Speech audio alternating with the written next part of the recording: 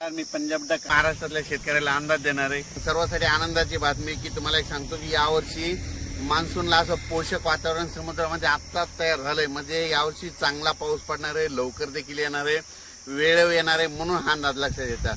आणि तुम्हाला एक सांगू इच्छितो की यावर्षी जवळपास 19 मेला अंदमान बेटावर मान्सून दस्तक देणार आहे. म्हणजे 19 मेला अंदमानवर मान्सून येणार आहे 19 मेला, म्हणून हे लक्षात येतं. आणि तिथून काय होतं की लगेच तिथून कम्प्लीट 22 दिवसाला आपल्या केरळला येतो. तिथून 4-5 दिवसात म्हणजे 15-16 जूनच्या दरम्यान आपल्याकडे पाऊस येण्याची शक्यता आहे, म्हणून हे लक्षात येतं. यावर्षी चांगला पाऊस आहे, खूप पाऊस पडणार आहे, त्याच्यामुळे काही चिंता करायची गरज नाही.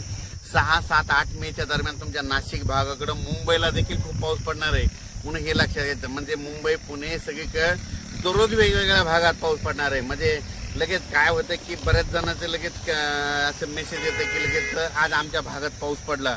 तर तुम्हाला सांगतो हे अवकाळी पाऊस सर्व दूर नसतो, फक्त जिकडे पडला तिकडे असतो. फक्त या पावसात विजेचं प्रमाण जास्त असल्यामुळे माझी शेतकऱ्याला विनंती आहे की आपली जनावरं झाडाखाली बांधू नका. आणि तुम्ही या अवकाळी पावसामध्ये काय करा की विजा कडकडत असताना झाडाखाली थांबू नका.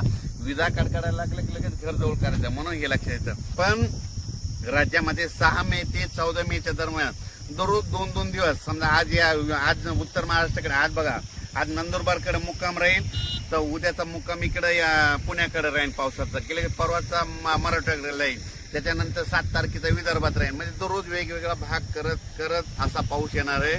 सर्वदूर काही पडणार नाही, त्याच्यामुळे सर्व शेतकऱ्यांनी लक्षात येतं.